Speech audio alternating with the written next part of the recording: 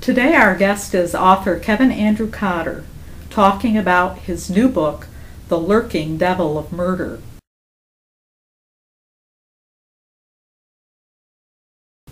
Thank you, Kevin, for joining us today. Thank you for having me. I appreciate it.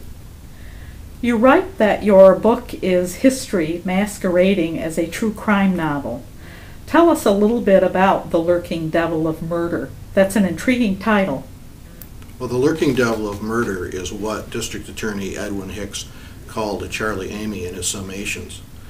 And the book is actually a history book, but it's written as a true crime novel.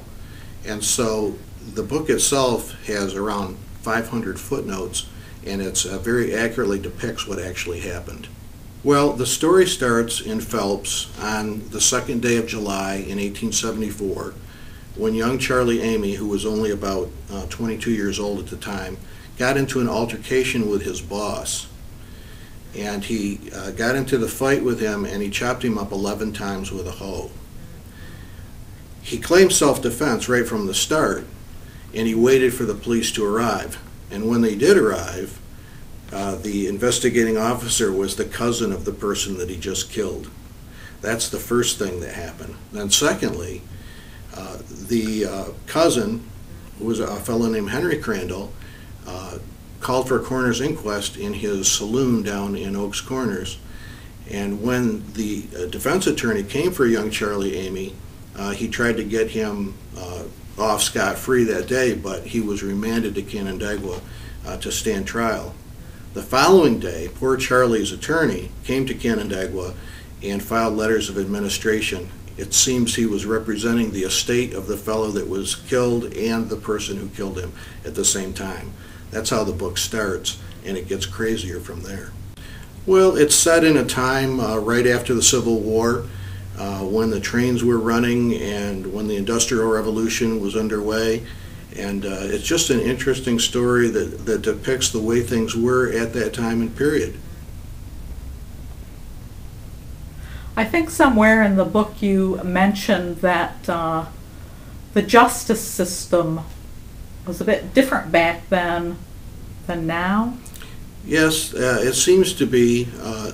I asked the district attorney about the idea of a coroner's inquest.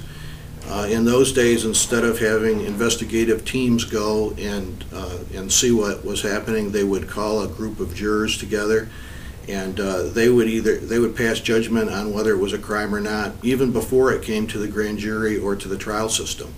And that is something that's certainly different. Also, in the story, there's a certain type of investigation where people were called and called to the witness stand and asked questions prior to a person being charged to a crime.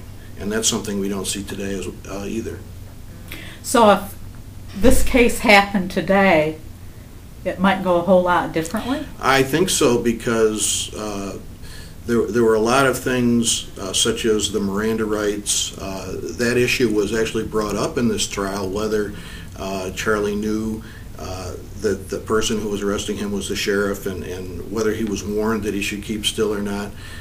Today, I think those rights would have been read to him right away, and it probably would have made a difference in the trial. Where did you get the idea for the book? Well, I first saw an article about the story in an old scrapbook that I was reading, and it just intrigued me that something like that could happen in our own community. I don't want to let it on too much about what happens in the story, but there were some things that were really quite shocking in that article, which led me to go and investigate the story further. Where did you find enough authentic material to fill an entire book? Well, it's surprising how much material actually is available. I should say that the Ontario County Historical Society and the Ontario County Archives and Records are fabulous institutions. Particularly the archives are better than any other county that I've seen. And Geneva Historical Society also has a lot of information as well. But as for the main outline of the book, that all came from the newspapers. There were 5 newspapers that I investigated. After I typed up what was in those newspapers, it came up to 170 pages single-spaced. And so there was a lot of information available just from that to write the main part of the story. After I investigated the 50 witnesses and what they said, I was able to write the story. Then I went and I looked at the Ontario County Atlas, which was put together just a year prior to that, and so that showed where everyone lived. There were also what were census records in 1870 and 1874, so that showed what people did for a living, what their age was, and there were also some gazetteers and different things that told who the business people were at that particular time, in addition to looking at the probate records and the deeds and mortgages and all those other things. I was able to put together a fairly precise story.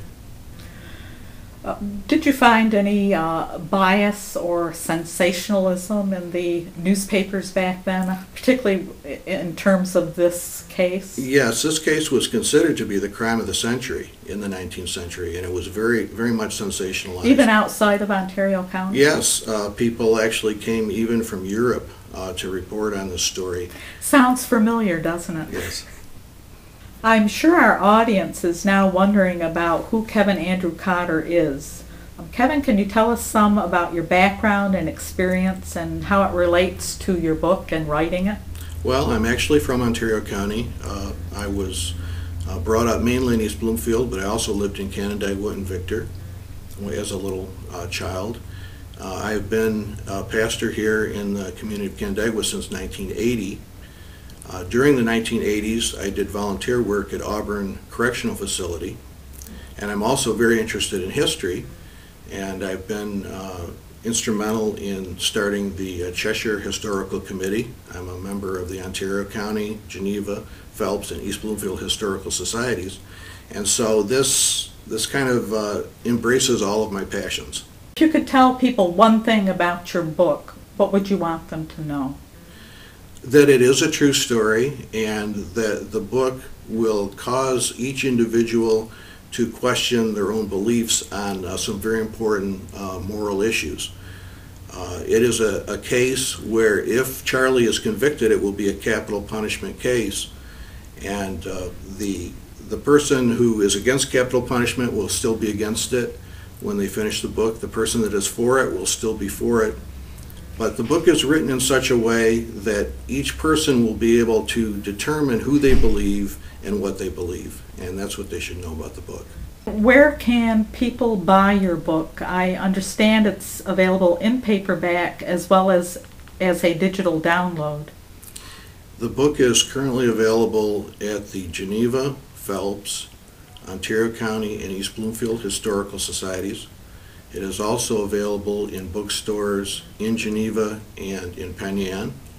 It's available at Amazon.com, or it's available on my website, which is charlesamy.com.